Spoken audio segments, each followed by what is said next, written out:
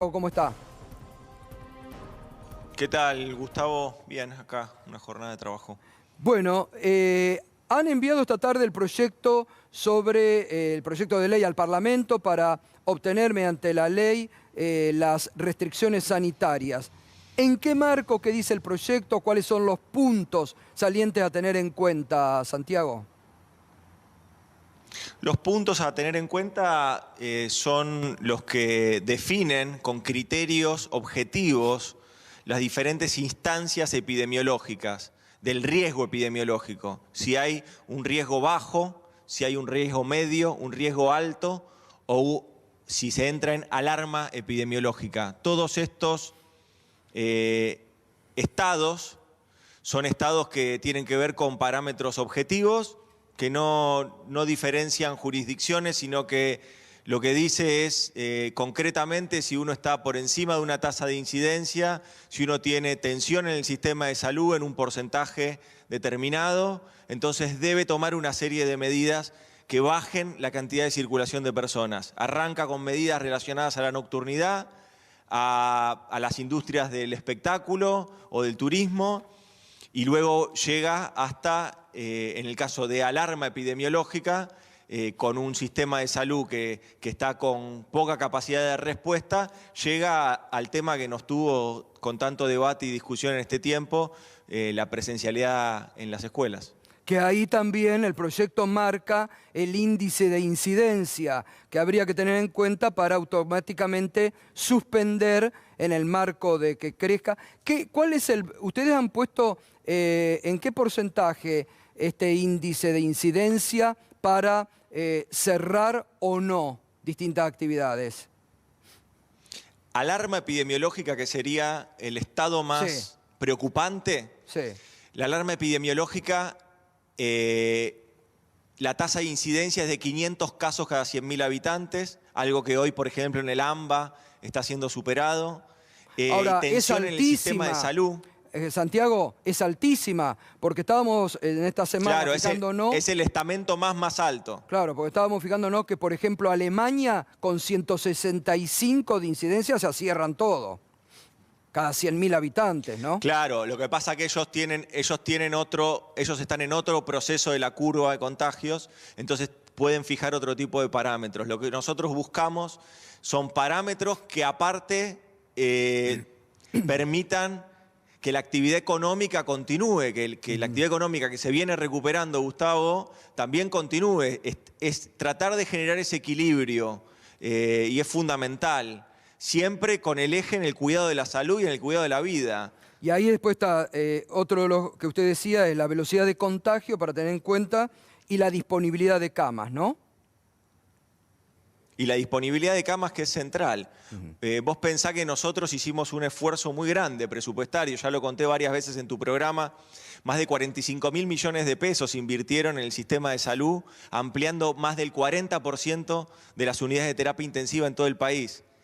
Eso se hizo el año pasado, en un momento de gestión de la pandemia, pero eso también se hizo este año, cuando el presidente empezó a ver que se venía la segunda ola, no se detuvo a discutir o a hacer política con la pandemia, o a decir que, bueno, que su parte ya estaba hecha, ni mucho menos.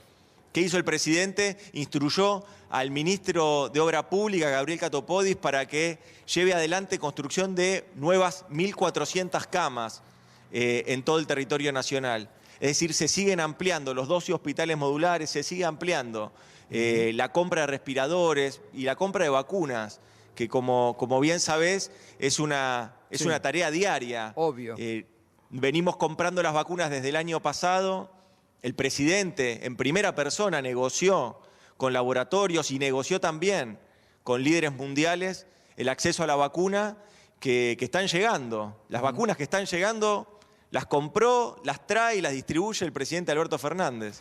Ahora vamos a ir a ese punto. Para volver al proyecto, ustedes lo enviaron al Senado. Ahora, ¿cuál es el análisis? Porque la oposición ya hoy, sin conocerlo, dijeron son superpoderes, no se lo vamos a permitir, nos oponemos a este proyecto. Mirá, Gustavo, a ver, los comentarios sobre esto me parece que es volver a una cosa similar a la que pasó con la reforma judicial del fuero federal.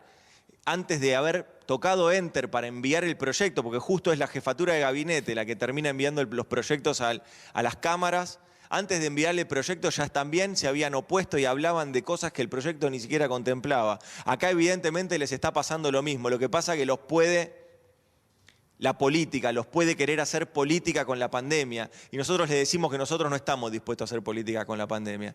Si ellos tienen que cumplir algún mandato que le están haciendo desde Miami, bueno, es un problema de ellos, que lo tendrán que resolver con su conciencia y con el pueblo argentino, pero que no hagan política con la pandemia, que sean responsables. Todavía no llegó el proyecto y ya quieren anticipar sus votos. Les pedimos a la oposición que tienen ahora un momento y un tiempo para ser constructivos en la pandemia que está azotando a nuestro país, que utilicen ese tiempo para ser constructivos, no para ser destructivos. Claro, el tema es que justamente daría la impresión que este es el punto permanente. Se oponen a todo y han estado atentando contra la salud pública de los argentinos, con proyectos que, reiteramos, Alemania, con el apoyo de todos los sectores, lo está aplicando, ¿no? Y que podría dar por terminada las diferencias o el uso político que algunos candidatos le quieren dar al tema de la pandemia, ¿no?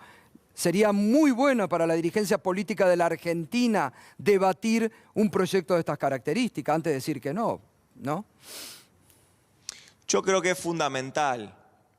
El presidente siempre apostó al diálogo político, aún sin ponerse de acuerdo y aún teniendo que tomar decisiones que las tomaba casi en soledad. El presidente las tomó con mucha determinación y con mucha firmeza, sin mirar encuestas. Las tomó mirando las unidades y las camas de terapia intensiva. No miraba las encuestas. No le decía a la gente lo que quería escuchar. Le decía a la gente cómo le iba a cuidar. Esa es la diferencia entre dirigentes que están pensando en la próxima elección y un presidente que está pensando permanentemente en cómo salvar vida de los argentinos y argentinas. ¿Y qué opinión le merece esta actitud de Mauricio Macri, que dijo hace una semana atrás: no me voy a vacunar hasta que el último argentino se vacune, y viajó a Estados Unidos especialmente a vacunarse? Y bueno, yo pensé que las promesas que incumplía, las incumplía porque estaba en gestión. Evidentemente sigue incumpliendo su palabra aún fuera de la gestión pública y aún fuera de la presidencia de la Nación.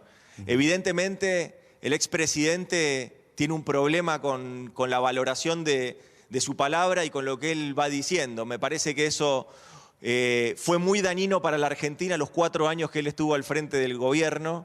Ahora solamente queda en este papel de una nueva decepción para, bueno, supongo que todavía hay gente que le quiere creer. Y evidentemente con este tipo de cuestiones, con este tipo de privilegios que él todo el tiempo exhibe, ¿no?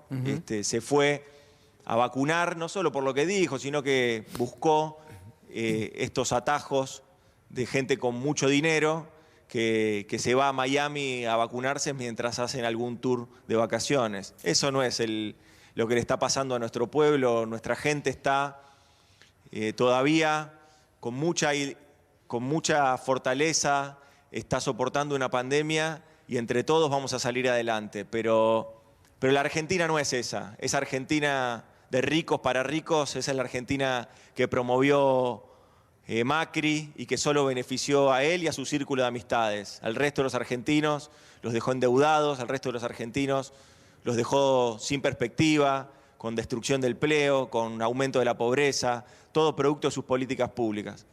Cafiero, ¿qué tal? Buenas noches. Juan Amorín lo saluda.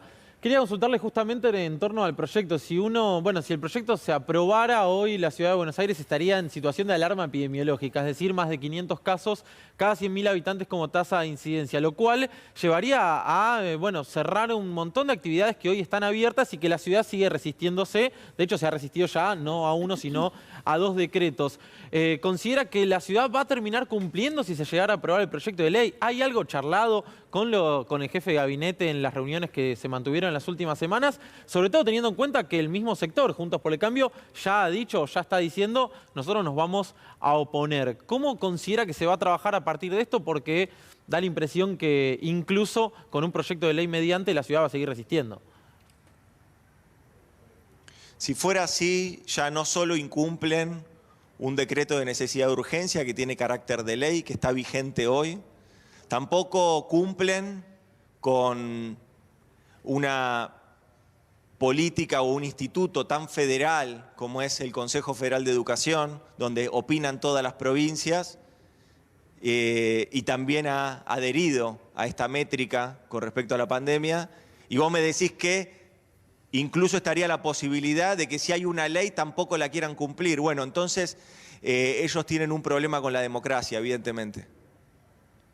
Ahora, hace un rato decía, tal vez están esperando algún tipo de orden desde Miami para hacer declaraciones en cuanto al proyecto de ley, o que llegan esas órdenes y efectivamente después se manifiestan. La referencia es muy clara, digamos, para usted la oposición, inclusive aquellos que tienen responsabilidad de gestión, hoy están siendo llevados adelante por la radicalización de Mauricio Macri. Yo no tengo dudas que Horacio Rodríguez Larreta está cumpliendo el libreto que le escribe Macri. Antes se lo redactaba desde aquí, desde las quintas que tiene, y ahora se lo está redactando y se le está diciendo lo que tiene que hacer desde Miami. Yo no tengo ninguna duda de que la oposición está siendo y siguiendo a las directrices que le manda Mauricio Macri. No tengo ninguna duda.